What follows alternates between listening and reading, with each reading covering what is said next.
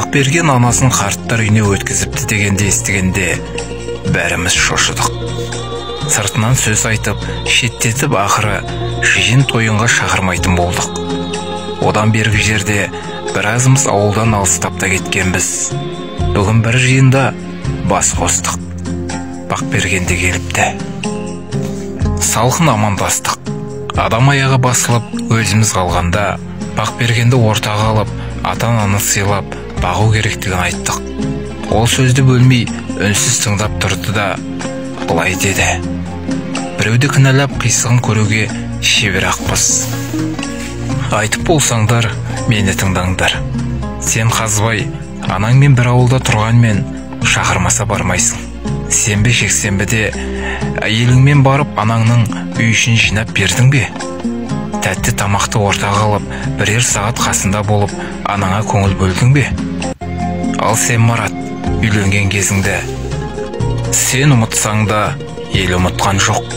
Тойдан кейін бір күнде қалмай, әйеліңнің қолына сыпырғыш ұстатпай, бір кезде шай құйғызбай қалға алып қаштың емес пе? Үйленгенде 2-3 күн демалыс берілмеуші ме еді? Оныңа бүкіл ауыл күлген, жағаларын ұстаған. Содан бері сен ауылға келдің бе өзі? Сен де тыңда, Жанатбек, оқығансың, қалада тұрасың, жұмысың бар, балалы болдың. Сол балаң өз ата-әжесін тани ма, іздей ма?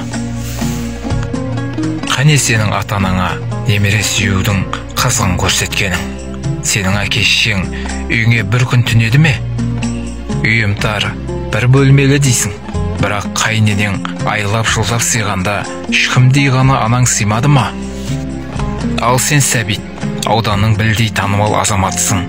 Жұмысың бар, көлігің бар, зәулім үйің бар.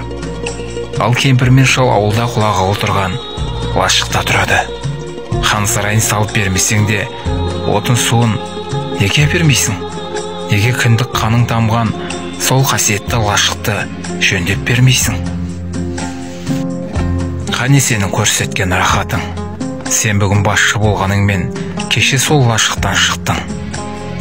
Мәулен сенің әке-шешеңмен бірге тұрғаныңды қайтейін. Оларда адам құрлы көрмейсің. Бөксесі керсеңдей болған әйеліңнің юбкасының астында жүрсің. Өзің жүрсең бір сәрі, кемпірді де келіннің қол жаулығына айналдырып қойдың.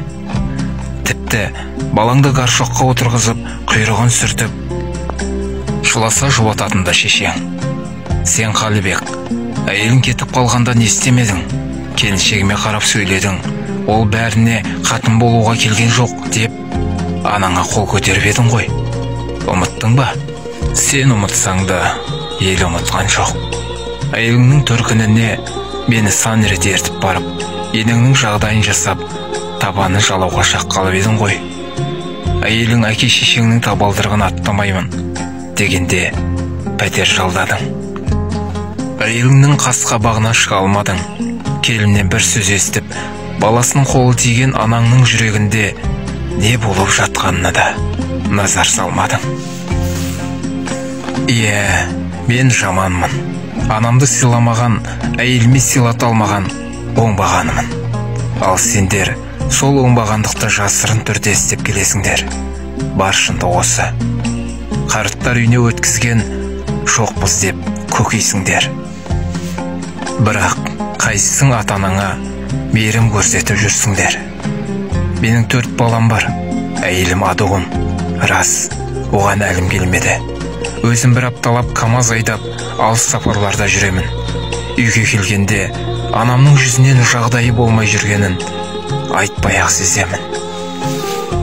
Сол жаныма батады. Әйеліме айтып түсіндіре алмадым.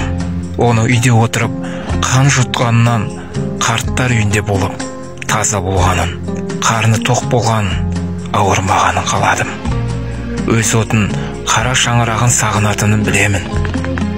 Сол олқылықтың орнын толтырғым кеп, тастанды болдым деп ойламасын деп, сапардан келе сала қарттар үйіне жүгіремін. Бастығынан сұрап алып, қаланы қыдыртамын.